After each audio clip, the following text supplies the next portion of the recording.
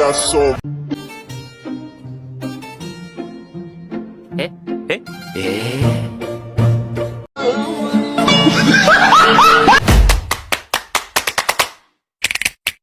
motherfucking designer right now. Bring it down, bring it down, bring it down. I got three old guys on the block.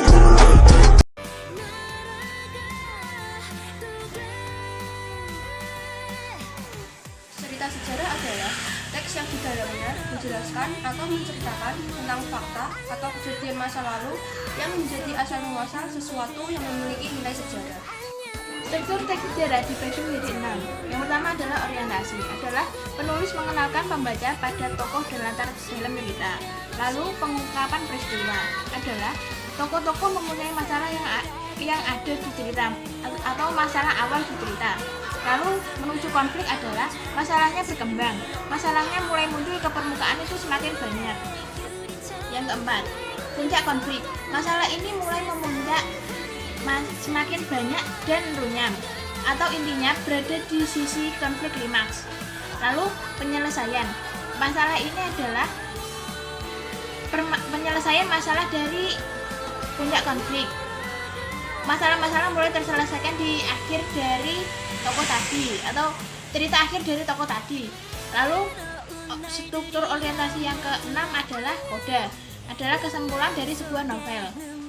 Kaidah kebahasaan teks sejarah. 1. Menggunakan banyak kalimat bermakna lampau atau menyatakan peristiwa masa lalu. 2.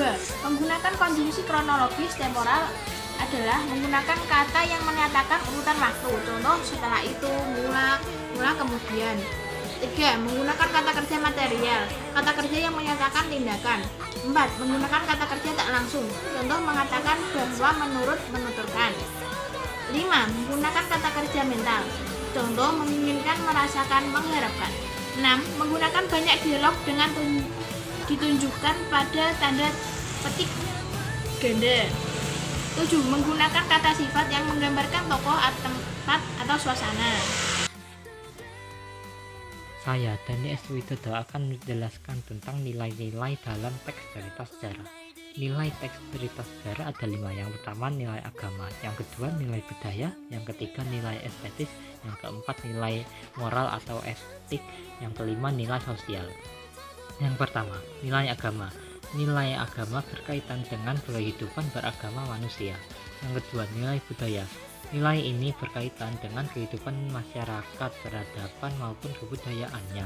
Yang ketiga, nilai estetis. Nilai yang berkaitan dengan keindahan teknik yang digunakan oleh penulis dalam menyajikan ceritanya. Nilai estetis ini bersifat relatif, sehingga keindahan yang dilihat oleh satu orang dengan orang lain dapat berbeda. Yang keempat, nilai moral atau etik. Nilai yang berkaitan dengan ajaran mengenai akhlak budi pekerti manusia dalam kehidupan sehari-hari. Yang kelima, nilai sosial. Nilai sosial berkaitan dengan tata pergaulan antar individu dalam kehidupan bermasyarakat.